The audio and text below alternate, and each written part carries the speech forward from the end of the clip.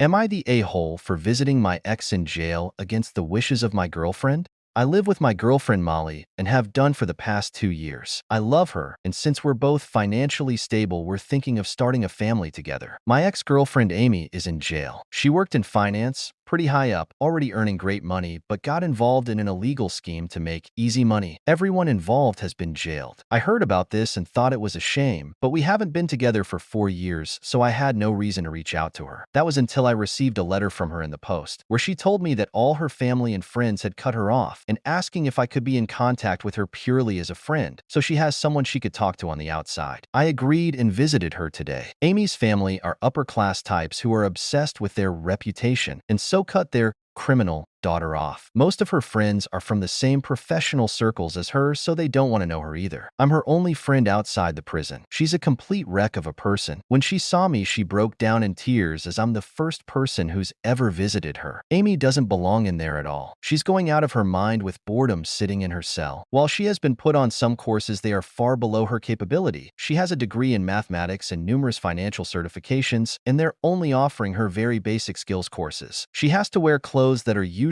over/undersized and have been worn by many others before. From what she said, I think she's being bullied in there too. She said a lot of the other women don't like her because apparently she comes across as spoiled and snobby. After the visit, she hugged me and thanked me for coming, and I said I'd try to come once a month. Molly was okay with me seeing Amy beforehand, but when I got home, she said she doesn't feel comfortable. She said if it was anyone else, it would be okay, but the fact I'm going out of my way for my ex frightens her. She asked me if I have feelings for Amy, which I don't, but that didn't satisfy her, and she said she wouldn't feel happy unless I stopped seeing Amy, which I said I wouldn't. I'm Amy's only friend. Why should I let her sit in that shift hole all alone when I can be there just as a friend to help her through it? Update. So Molly and I sat down together and discussed everything. I understood why she was worried, and she understood why I didn't think it was right to leave Amy in that place alone. In the end, I took the advice of one of the comments on the original post. I asked Molly if she'd come with me when visiting Amy. She was very apprehensive, but agreed. Things were obviously awkward at the beginning, but they started to chat and got along. Amy was just grateful to have someone come along, and Molly wasn't going to be rude, so they hit it off well. Amy opened up about what's happening with her. The place is incredibly run down. She's in a cell on the top floor, and the window is cracked, so it's absolutely freezing at night, and the prison only supply a fairly thin blanket. It's overcrowded, and they're putting 2 people in cells built for one. Amy has to share a tiny cell with a woman who doesn't like her and who controls the cell, hogging the TV and deciding when they turn the lights out and go to sleep. The food and clothes are awful,